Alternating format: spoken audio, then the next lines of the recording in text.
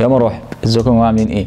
انا مؤمن الوزير، والنهارده هتكلم معاكم او هندردش كده سوا بخصوص موضوع شركه بي ام دبليو في مصر. شركه بي ام دبليو في مصر رجعت من تاني ب4 شركاء مع بعض تحت مسمى جلوبال اوتو، منهم شريك كويتي وشريك سعودي واثنين شركاء مصريين.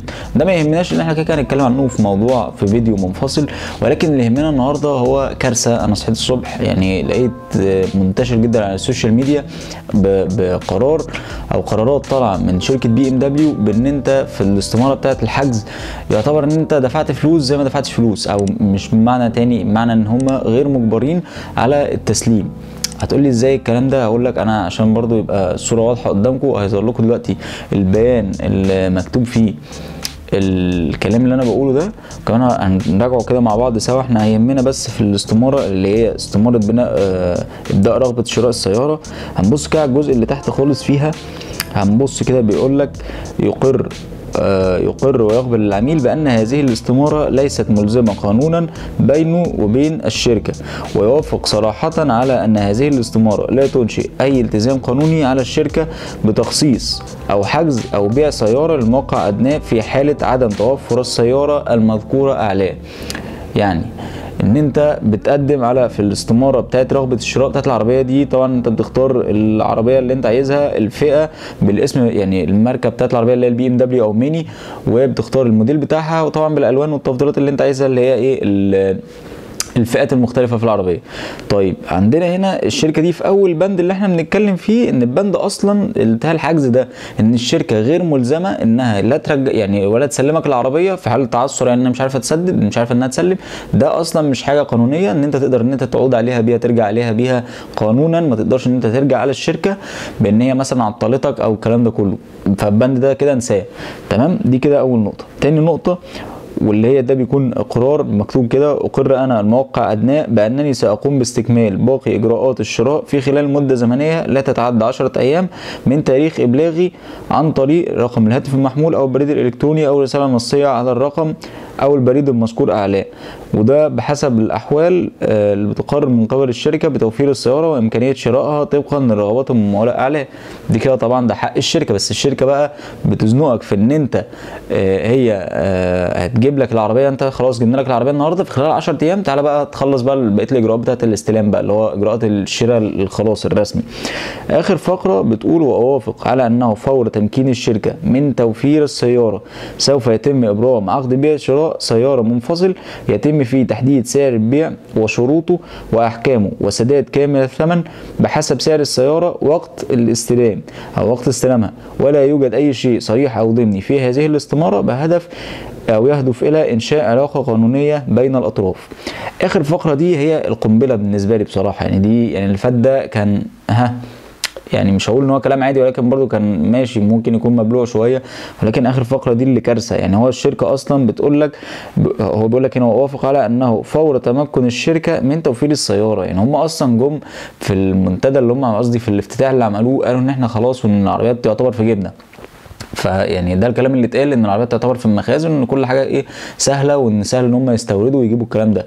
مع ان انا شككت في الكلام ده، ولكن قلت لا، انا مش هحكم على الشركه برده من الاول، وهسيب لنفسي برده اسبوع قبل ما اعمل فيديو اتكلم عن الاعاده بتاعت اطلاق علامه بي ام دبليو في مصر.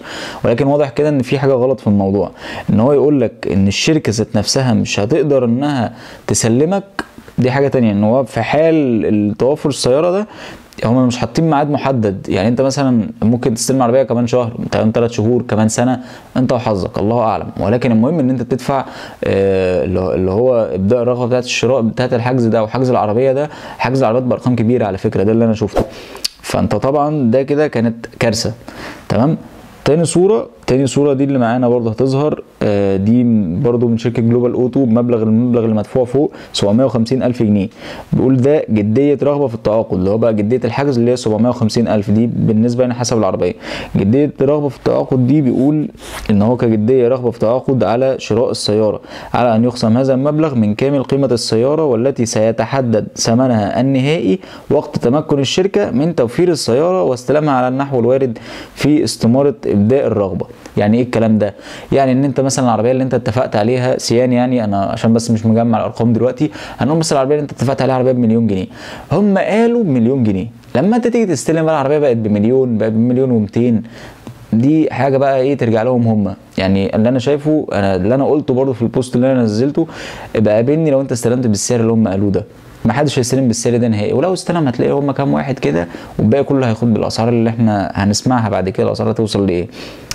وبرده اخر بند بيقولوا في حاله عدم تمكن الشركه من توفير السيارة لأي سبب أيا كان يحق للسيد المذكور استرداد المبلغ المدفوع بما يتماشى مع قوانين المعمول بها في هذه الخصوص. يعني اللي هو ممكن يرجعها لك وهيرجع لك فيها فايدة شوية، اللي هو انت وحظك بقى. يعني لا قدر الله احنا الجنيه مثلا او العملة بتاعتنا اللي هي الجنيه وقعت، فانت هتخسر فلوسك. حتى لو انت خدت فايده فانت قيمه الفلوس معاك برضه هتقل. انا اتكلمت عن الفيديو، اتكلمت في الموضوع ده قبل كده.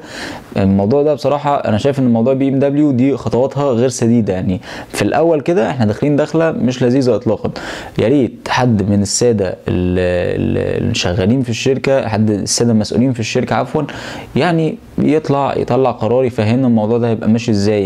يعني احنا كده الكلام اللي انتوا قلتوه حاجه، والكلام اللي مكتوب في الايصالات ورغبه الحجز وجديه الحجز كان حاجه تانية خالص. ان انا هدفع فلوس ومكتوب المفروض ان انا مثلا متفق على العربيه بمليون، هاجي استلمها الاقيها مثلا بمليون ونص، يا هدفع الفرق يا اما هاخد فلوسي في ايدي وعليهم شويه فكه وخلاص خلصت. الموضوع بقى بصراحه انا حاسس ان يعني شايف ان دي مش بدايه موفقه اطلاقا لشركه جلوبال اوتو. وانا اتمنى على فكره ان ترجع علامه بي ام دبليو في مصر يعني تنافس بشراسه، لان بي ام دبليو انا قلت ان هي لما هتنزل مصر تاني تعمل توازن تاني في سوق السيارات، ولكن كده واضح ان هم لسه قدامهم بدري برضو على موضوع التوازن ده. واضح ان لسه في وقت كتير على ما نلاقي ان في تحسن ان العربيات دي هتنزل فعلا في مصر ولا لا. ده اللي انا بقيت خايف منه، ان فعلا كده كل الناس قالت ان العربيات هتنزل عادي ومفيش مشكله وان احنا هنستورد وعادي جدا، ولكن اتضح ان الظاهر كده هم ذات نفسهم مقلقين من الكلام ده. يا ريت برضه حد تاني مسؤول يطلع يوضح لنا الامور هتبقى ماشيه ازاي. وطبعا يعني الاراء كلها مفتوحه. وعامة لو انتوا استفدتوا من الفيديو ده فاتمنى ان انتوا تعملوا سبسكرايب للقناه بتاعتي ولايك وشير للفيديو عشان يوصل للناس كتير قوي. وكان معاكم ابن وزير واشوفكم في الفيديو الجاي على خير. سلام.